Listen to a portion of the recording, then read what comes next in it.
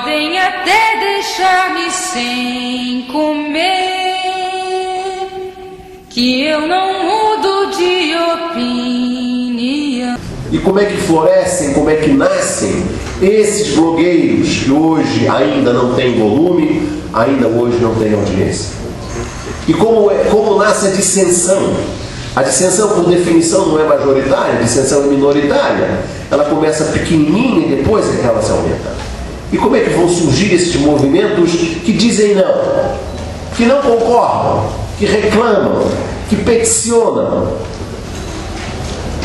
Corremos o risco de ter uma banda larga, chapa branca. E aí é que está o problema agora que nós nos reunimos no segundo Congresso de Brasília, agora no dia 17, 18 e 19. Temos uma vitória muito importante. Depois de duas negativas da ministra Ellen Grace, o professor Conder Comparato conseguiu fazer com que o plenário do Supremo julgue as ADOs dele. E o Supremo vai julgar as ADOs do professor Comparato, sabe-se lá quando, mas já entrou na pauta do Supremo, né? Com a agilidade, a rapidez com que a justiça brasileira age, sobretudo quando Daniel Dantas precisa de habeas corpus, é possível que na terça-feira que vem o Supremo julgue as ADOs do professor Comparato, às 3 horas. Conseguimos uma segunda vitória muito importante, que foi a constituição de uma frente parlamentar pela liberdade de expressão. O Edu pode contar essa história melhor do que eu não estava presente, mas foi uma reunião num excelente, notável, famoso e cheiroso botequim de São Paulo chamado Sujinho, que não se pega pelo nome. Houve uma reunião de meia dúzia de blogueiros sujíssimos com membros do Congresso, entre eles o Paulo Teixeira, líder do PT hoje na Câmara, e nasceu ali, começou ali a germinar a semente daquela que é hoje a Frente Parlamentar pela Liberdade de Expressão, coordenada pela brava deputada federal de São Paulo, Luísa Erundina. Isso é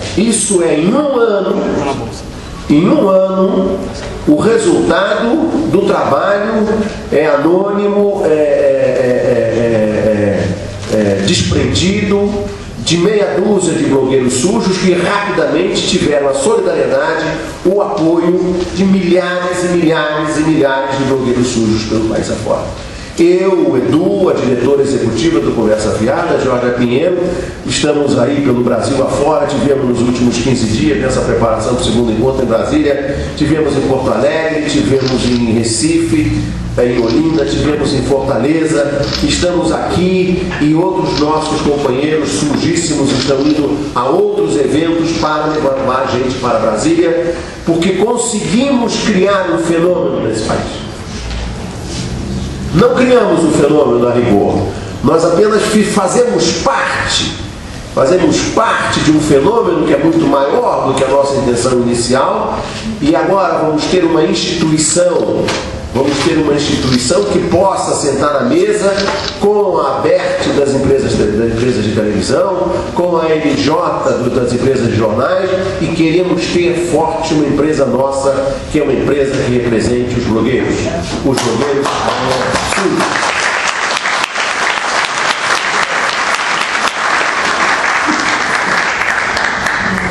Eu quero encerrar e pedir desculpas porque cheguei atrasado diante de uma gripe que me atacou depois de ter tomado a vacina antigripal que me deram no laboratório. Não, gripe do Tigre.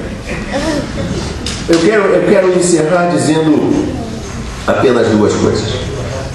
Nós vamos para esse encontro agora em Brasília com dois desafios extremamente importantes. O primeiro desafio é garantir um marco regulatório. Como vocês sabem, o presidente Lula passou 8 anos no poder e não mandou para o Congresso uma lei de medios, como tem na Argentina, em que a presidenta Cristina Kirchner enfrentou a Globo da Argentina, que é o grupo Clarín, e submeteu ao Congresso e aprovou no Congresso, por ampla maioria, uma reforma dos meios na Argentina, um marco regulatório que impede, por exemplo, a propriedade cruzada, o monopólio e outras cositas más, que aqui a gente provavelmente não vai conseguir reproduzir. O presidente Lula chegou aos 43 minutos do segundo tempo, quando ele ia para a decisão por pênaltis, ele enfim mandou o Franklin Martins, o ministro da Comunicação Social, preparar um anteprojeto. Esse anteprojeto foi entregue ao ministro Paulo Bernardo e hoje jaz em silêncio profundo numa gaveta do ministro Paulo Bernardo. O ministro Paulo Bernardo esteve com os membros da comissão da Frente Parlamentar pela Liberdade de Expressão e prometeu que dentro de algum tempo, e ele estará na abertura do nosso encontro lá em Brasília, e prometeu que dentro de algum tempo ele vai mandar um anteprojeto que ficará colocado e exposto ao debate público. Eu, por exemplo, ele me apelidou, e eu tenho muito orgulho disso, depois de blogueiro eu fui chamado de sujo pelo Serra, nós fomos chamados de sujo, nós somos sujos pelo Serra, o que nos honra muito, e eu pessoalmente me sinto muito honrado com o adjetivo ansioso. O ministro Paulo Bernardo diz que eu estou com pressa com o negócio da lei de comunicação de massa. Eu acho que desde que a Rede Globo editou o debate do Collor com o Lula, e ninguém que faça comunicação ou mexa com notícias se esquece disso, a maneira viciada e criminosa com que a Rede Globo, na antivéspera da eleição do segundo turno, fez uma edição do Jornal Nacional para eleger o Collor, e um dos instrumentos foi a edição do debate. Desde esse dia não precisa mais debater a questão de lei de mídia no Brasil. O marco regulatório, todo mundo já sabe o que é. O marco regulatório no Brasil é o seguinte: nós vamos enfrentar o Lula ou não vamos? Na Argentina, nós vamos enfrentar o Clarim ou não vamos? O resto é Europa. O resto é, como dizia o Nelson Rodrigues, o luar de Paquetá. O resto é o luar de Paquetá. Vamos ou não vamos enfrentar o Lula?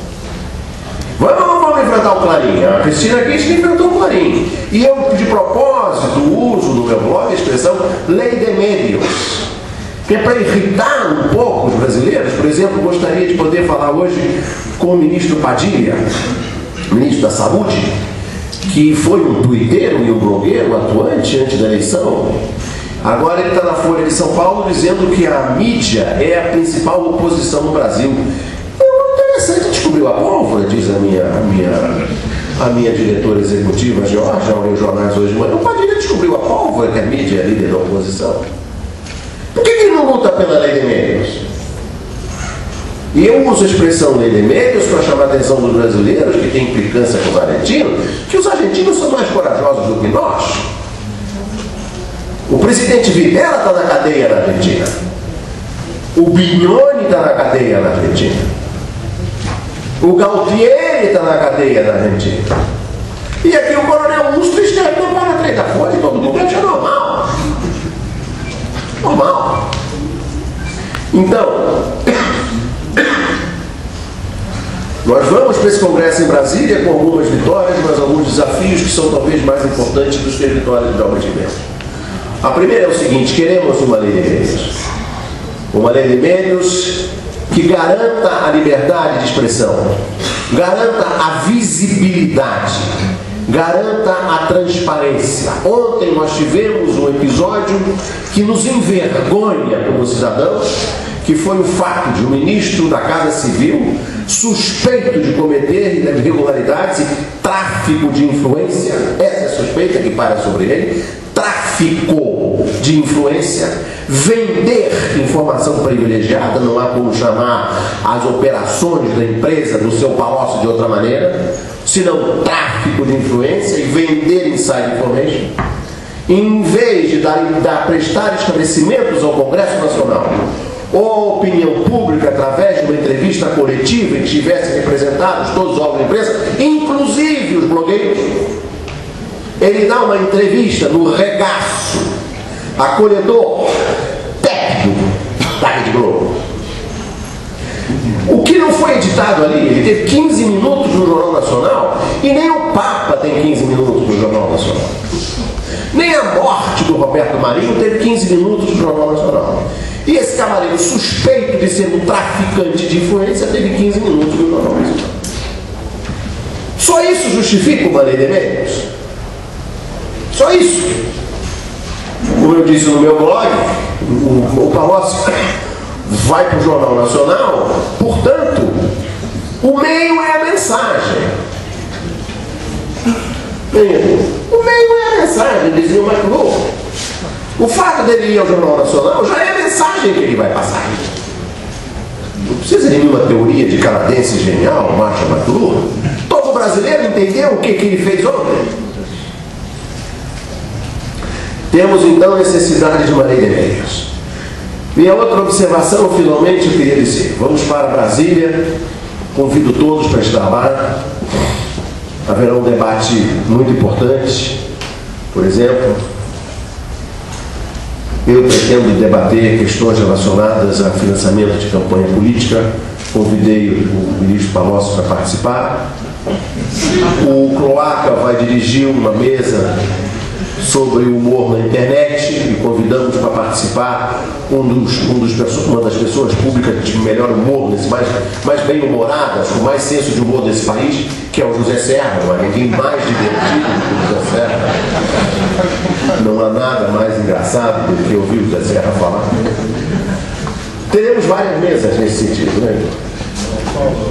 Só uma intervenção. O Cloaca, você se enganou a mesa. O Cloaca vai participar da mesa com a Ali Camel e é uma mesa sobre cinema. Ah, é verdade, sobre cinema. Futuro do cinema nacional, com a Ali Camel.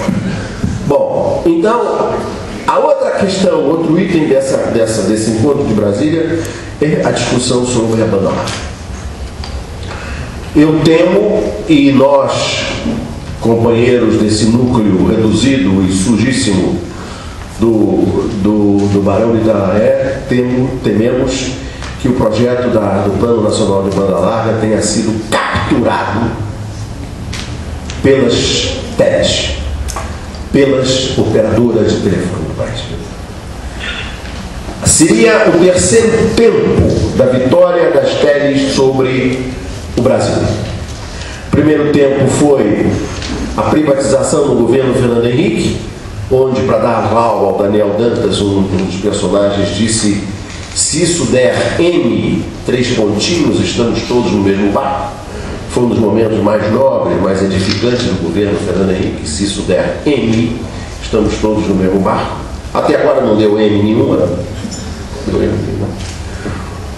O segundo tempo desse processo de privatização foi quando o governo Lula se prostrou diante dos interesses privados dos sócios da Oi e do Daniel Dantas e criou a BROI, a fusão da Brasil Telecom com a Oi, para criar aquilo que eles chamavam, os gênios do BNDES, um global player.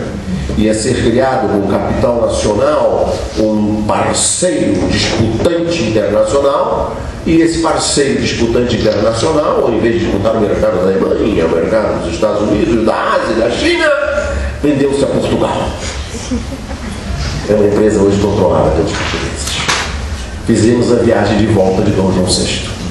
O terceiro capítulo dessa vitória das TEDs sobre o Brasil será o Plano Nacional de Banda Larga, capturado pelas TEDs. Portanto, convoco todos a Brasília para ir com o punhal entre os dentes, porque a cobra vai fumar. Muito obrigado.